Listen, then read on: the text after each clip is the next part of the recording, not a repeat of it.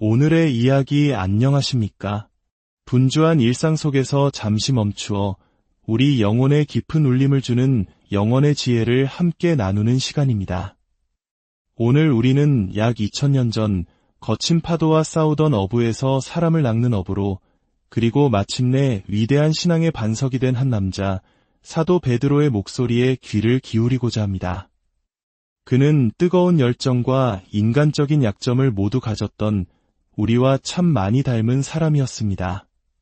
그랬던 그가 노년에 이르러 세상 곳곳에 흩어져 고난과 핍박 속에서 신앙을 지켜가던 성도들에게 보낸 편지, 베드로전서 5장의 말씀을 통해 오늘 우리에게 꼭 필요한 위로와 도전을 함께 발견하길 소망합니다.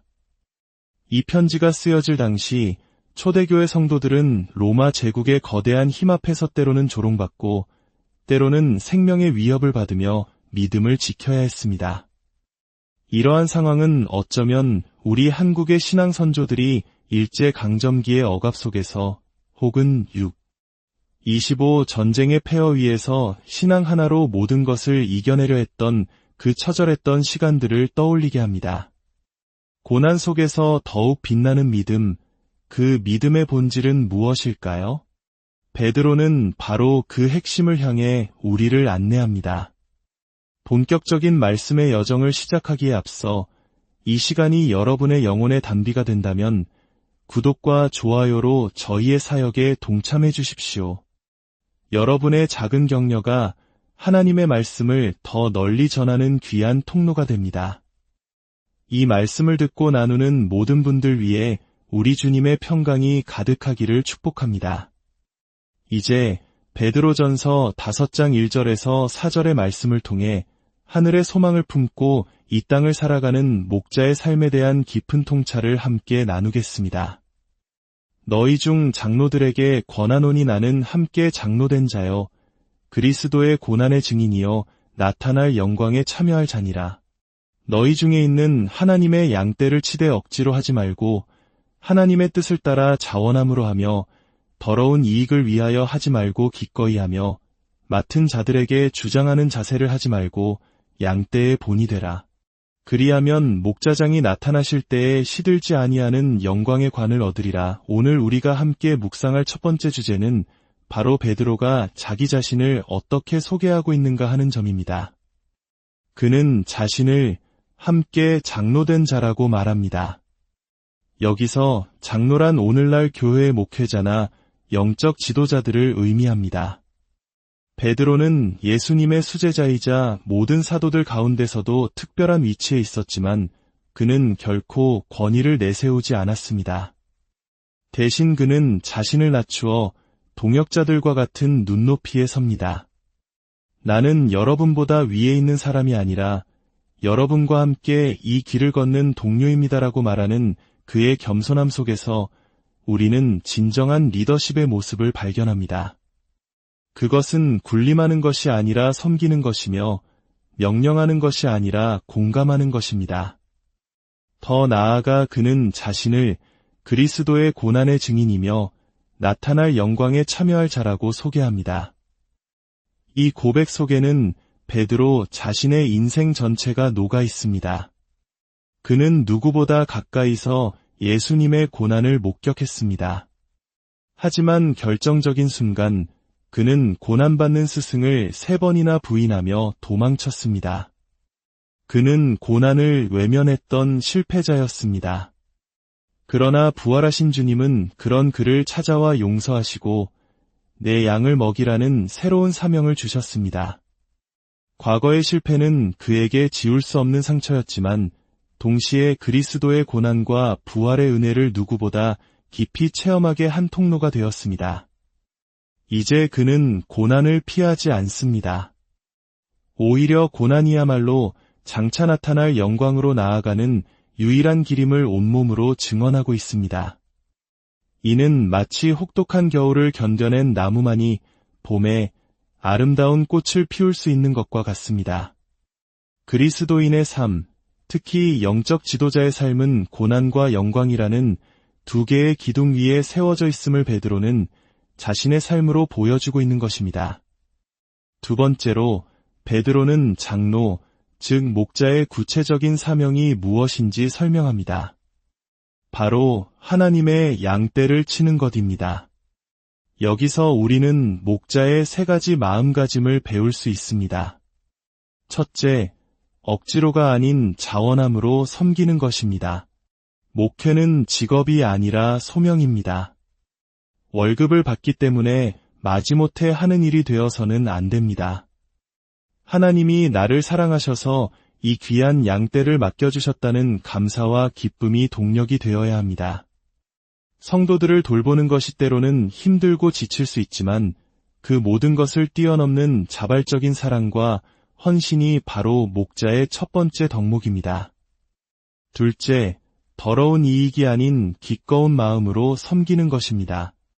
여기서 이익은 단순히 돈만을 의미하지 않습니다. 명예, 인기, 사람들의 인정과 같은 모든 종류의 이기적인 동기를 경계해야 합니다. 목회 사역을 통해 자신의 왕국을 건설하려는 유혹은 모든 시대의 지도자들이 직면하는 가장 큰 시험입니다. 베드로는 오직 순수한 마음, 하나님과 양떼를 향한 사랑만이 우리를 지켜줄 수 있다고 말합니다. 셋째, 군림하는 자세가 아니라 양떼의 본이 되는 것입니다. 진정한 권위는 직책에서 나오는 것이 아니라 삶에서 나옵니다. 목자는 양들에게 저 길로 가라고 소리치는 사람이 아니라 나를 따르라고 말하며 가장 먼저 그 길을 걸어가는 사람입니다. 예수님께서 친히 제자들의 발을 씻기시며 보여주셨던 것처럼 가장 낮은 곳에서 섬기는 삶 그 자체가 가장 위대한 설교가 됩니다. 우리의 삶이 예수 그리스도를 닮아갈 때 성도들은 우리의 말을 통해서가 아니라 우리의 삶을 통해 살아계신 예수님을 만나게 될 것입니다. 이는 참으로 두려운 진리입니다. 목회자의 설교와 삶을 통해 성도들은 하나님이 어떤 분이신지를 어렴풋이 그려가기 시작합니다. 만약 목회자가 늘 분노하고 비판적이라면 성도들은 하나님을 무서운 심판자로 여기기 쉬울 것입니다. 반대로 목회자가 온유하고 사랑이 넘친다면 성도들은 하나님의 따뜻한 사랑을 더 쉽게 느낄 수 있을 것입니다. 그렇기에 우리는 날마다 성령의 도우심을 구하며 우리 자신이 먼저 예수 그리스도의 형상으로 빚어져 가기를 기도해야 합니다.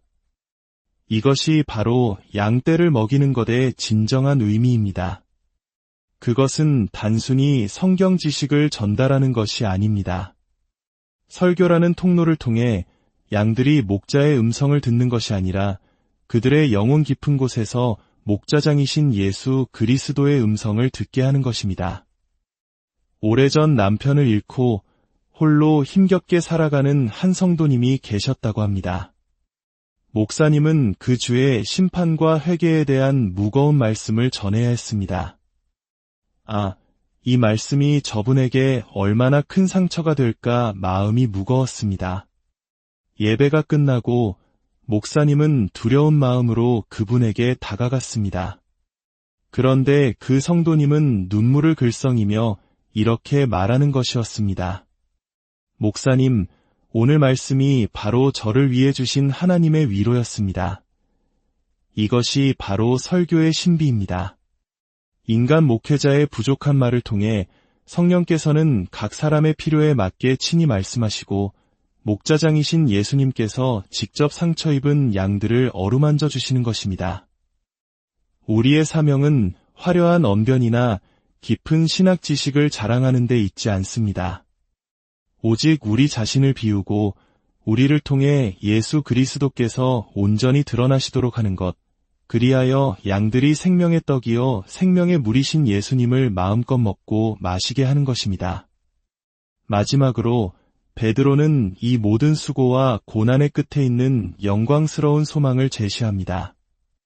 그리하면 목자장이 나타나실 때에 시들지 아니하는 영광의 관을 얻으리라. 우리의 진정한 목자장이신 예수 그리스도께서 다시 오시는 그날 그분은 충성된 종들에게 친히 상을 주실 것입니다.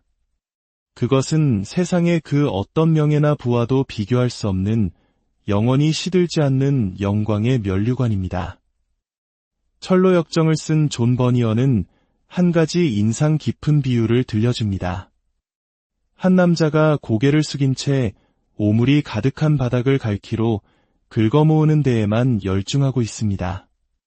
그는 자기 머리 위에서 천사가 영롱한 황금관을 내밀고 있는 것을 전혀 보지 못합니다. 이 모습이야말로 세상에 썩어질 것들에 마음을 빼앗겨 하늘의 영원한 영광을 놓치고 살아가는 우리의 모습이 아닐까요? 목자의 길은 외롭고 고된 길입니다. 때로는 오해받고 때로는 지쳐 쓰러지고 싶을 때도 있을 것입니다.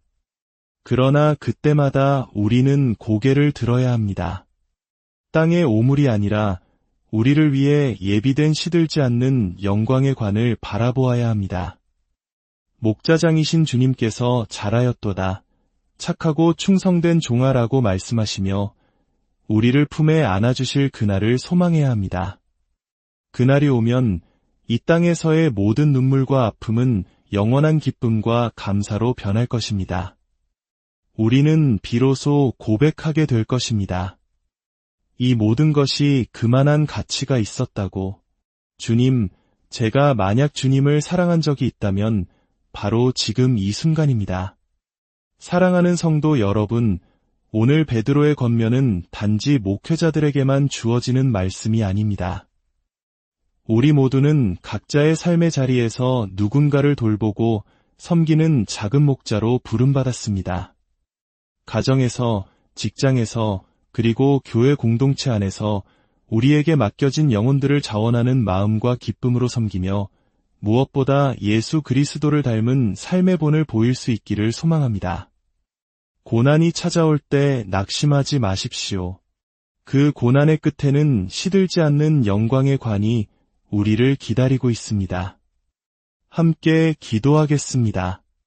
하늘에 계신 우리 아버지, 오늘 사도 베드로의 음성을 통해 우리에게 주신 귀한 말씀에 감사드립니다. 우리를 먼저 사랑하시고 주님의 양떼를 돌보는 거룩한 사명에 동참하게 하시니 감사합니다. 우리 안에 이기적인 욕심과 교만을 내려놓고 오직 자원하는 마음과 기쁨으로 서로를 섬기게 하옵소서. 우리의 말과 행동이 우리의 삶 전체가 목자장이신 예수 그리스도를 드러내는 거룩한 통로가 되게 하여 주시옵소서. 이 땅에서 겪는 모든 고난 속에서도 시들지 않는 영광의 관을 바라보며 믿음의 경주를 끝까지 완주할 수 있는 힘과 용기를 더하여 주옵소서. 이 모든 말씀, 우리를 영원한 생명으로 인도하시는 목자장 예수 그리스도의 이름으로 기도드립니다. 아멘. 오늘 함께한 이 시간이 여러분의 삶의 깊은 위로와 새로운 결단의 시간이 되었기를 바랍니다. 주님의 은혜 안에서 평안한 하루 보내시길 축복합니다.